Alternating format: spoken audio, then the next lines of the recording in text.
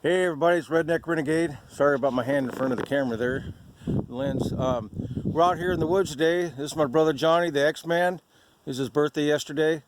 But anyhow, I've known this guy for about 30 years, and now he tells me he's a frickin' cell phone repairman, redneck style. So he's got a special tool right there to do some repairs. And over here, we got some Chinese goodness that we're going to take care of with the Ruger 1022. So hold on, we'll bring you right back, and we'll show you how Johnny's going to fix them. I gotta go for that knife first. All right, here we go. This is how we fix cell phones, redneck style.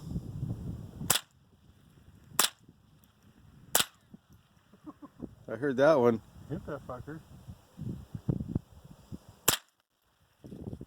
Well, that one's been repaired.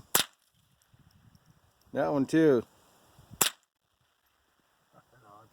Oh yeah. Well, as you can see, the cell phone repair is going nicely. No more problems with these ones. All right, everybody, y'all have a great day. We're going to finish up here and continue our journey on through the woods.